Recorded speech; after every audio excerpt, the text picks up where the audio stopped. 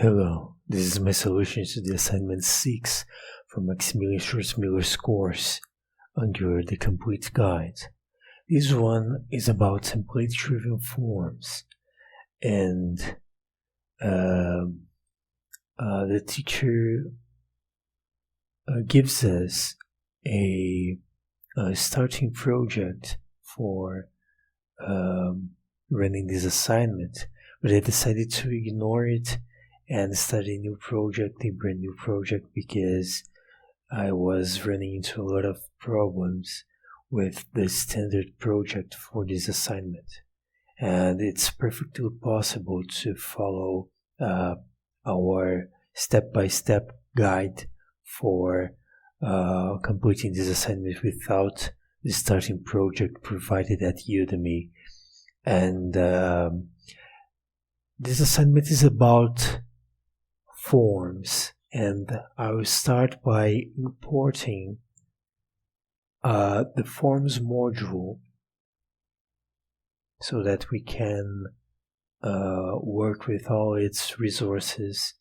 And unlike the teacher, I will not be using Bootstrap, so I will add for the elements P, input, and select a margin of 10 pixels and a display block, so that they will display a little bit more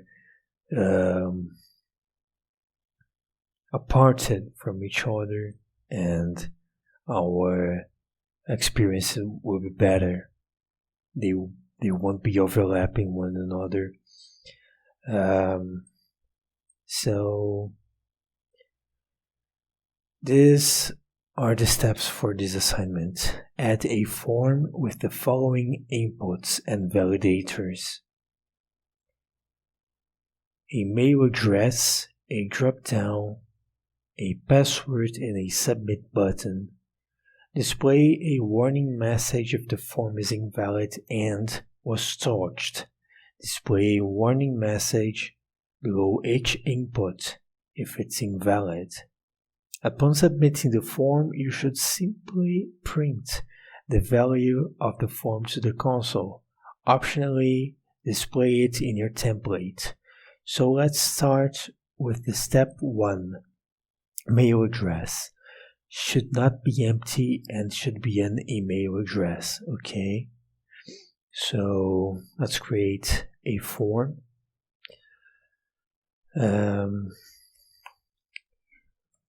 Its internal ID for Angular will be a form, and we will point into the ng form JavaScript object, and let's create an ng submit event binding, which will point to a function we'll create called onSubmit.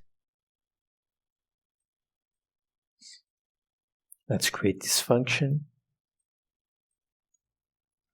onSubmit.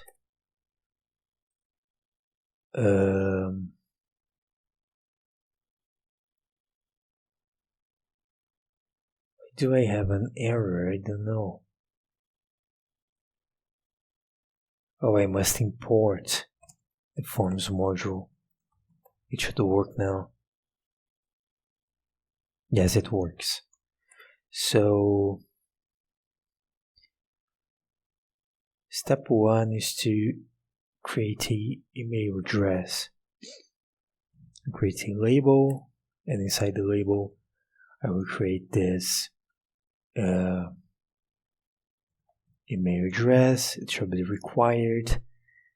It will be an email. Its internal ID for Angular will be an email, and it's an ng model. And by email, we'll mean the internal JavaScript object for this ng module.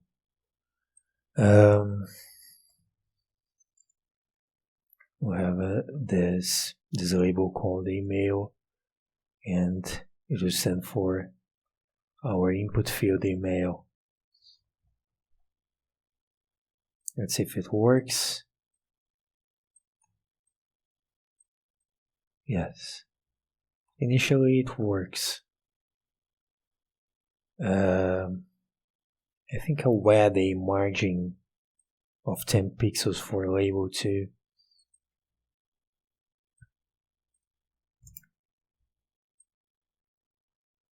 Whatever. Let's proceed. It's not so bad.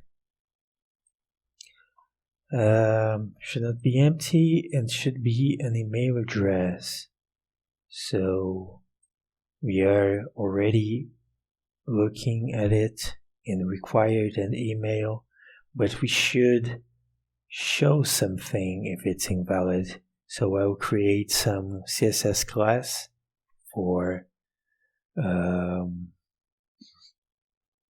input dot, I think this is the name of the class, ng invalid and ng touched, and for select 2, because in the step 2, which is a dropdown, we will have to create a select HTML element. In these cases, we have a border of 1px solid red. Let's see if it works. Not working. Why? I must add a name so that Angular Forms recognize it. That's it. It's working. But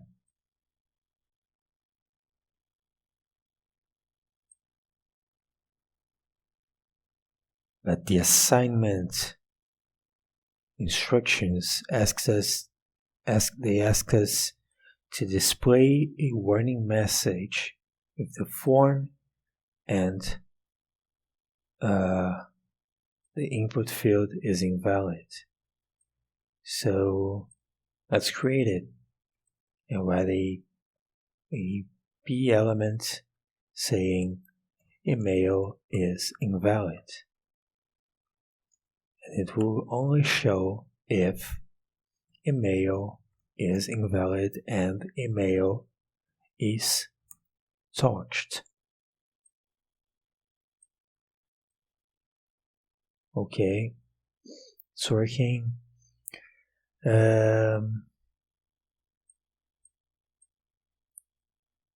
Well, let's see if it recognizes email formats. Yes, it does. Okay, it's working.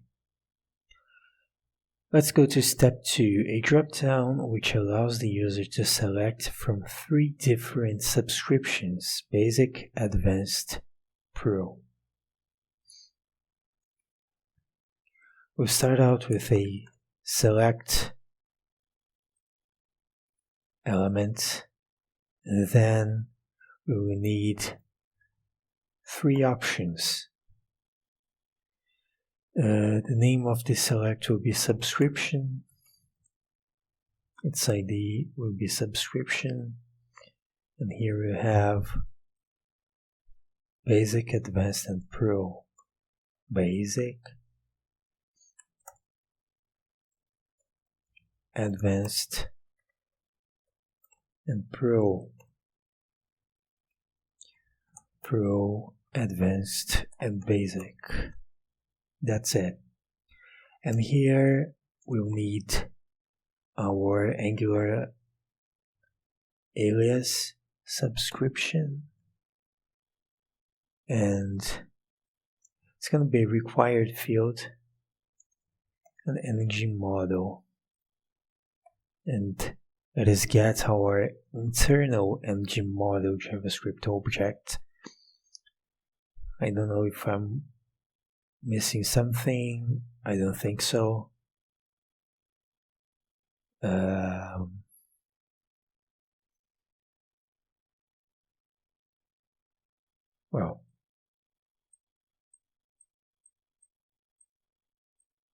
I think it's okay for now.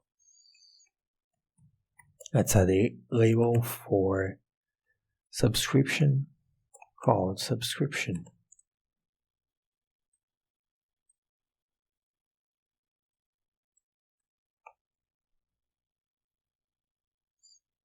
Well, that's it.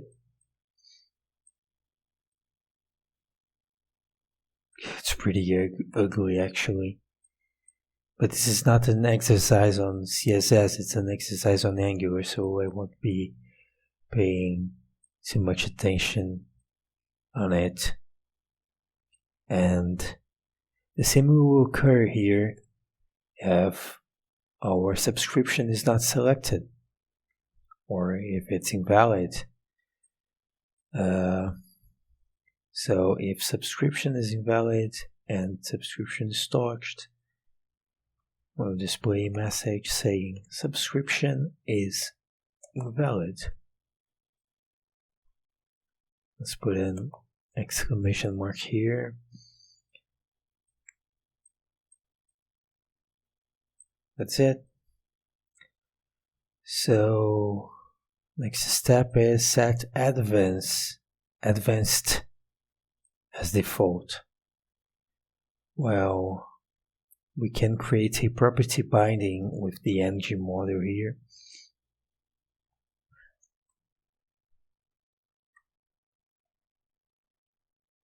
Pointing to a property called default subscription.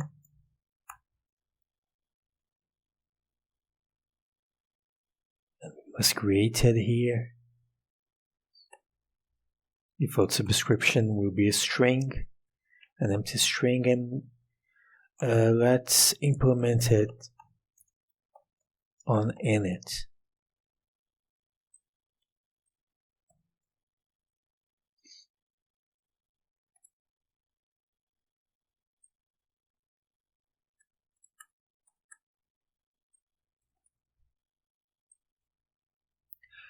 This default subscription will be equal to advanced.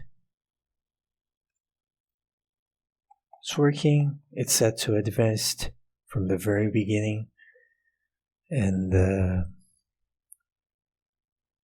step 3 is to create a password field which should not be empty. Well, we already have a input field here for email, so I will copy this and I will replace email with password.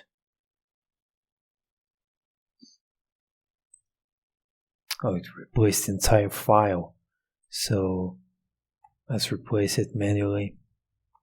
Password, password, password, password, password, password.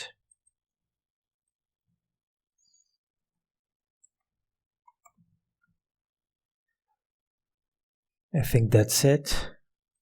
Let's see if it works. It's working. And step 4, a submit button.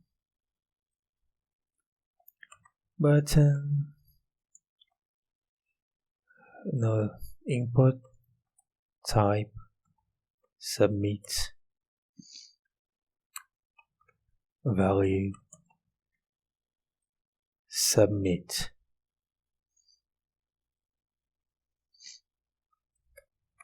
Let's create a click event binding to.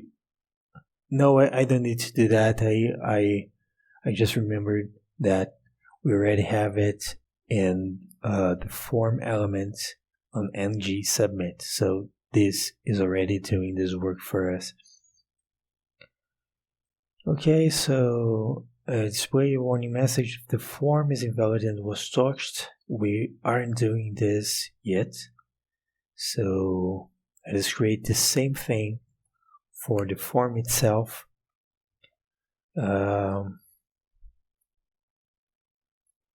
Form is invalid. ng if form invalid and form touched. It's working. Upon submitting the form, you should simply print the value of the form to the console. So to do this, we're going to use a viewChild,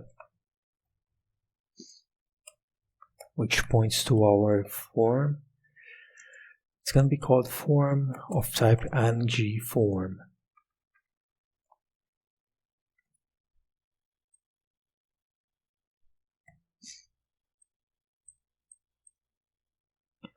Well, and now on submit, we will log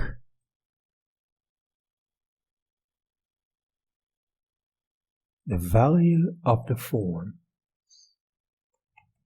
This form value.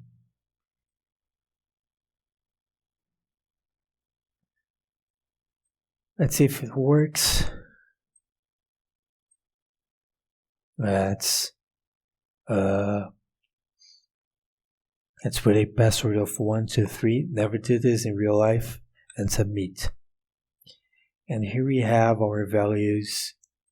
Email, okay. It matches with what we provided here. Our password and our subscription, which is advanced. If I change the subscription to basic, it prints subscription basic here. Okay, it's working, and optionally display it in your template. So, okay, let's create a div which checks if. Let's create a variable which checks if the form was submitted. It will be called simply submitted, and it will be a boolean with a starting value of false, and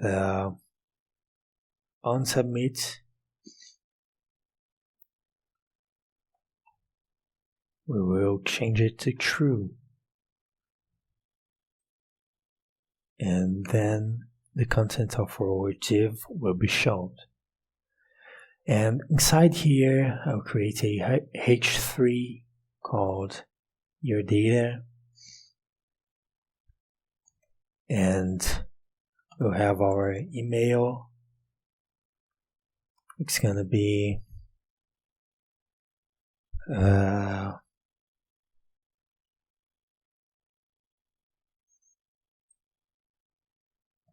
form dot,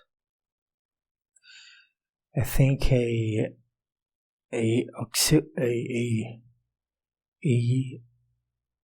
second object could help us here.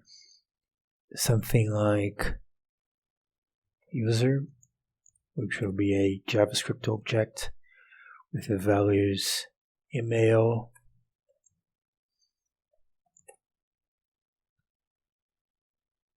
subscription,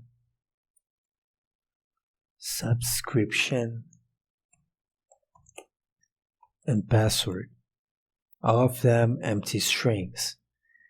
And on submitting this user, we'll have its email linked to this form dot value dot email, and its subscription will be the same. subscription.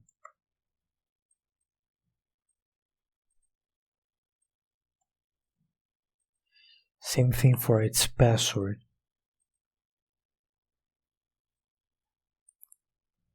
And here at our template, we'll simply call user.email.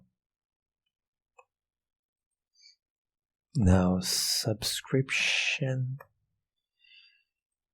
user.subscription, and at last our password. Let's see if it works. I will provide this test email here. Subscription will be pro, and our password will be 486. Submit. It's okay here at the console. It's okay here at our data, and I think that's it. I will upload this on GitHub, and the link to the GitHub repository where I post the code from this course will be in the description of this video.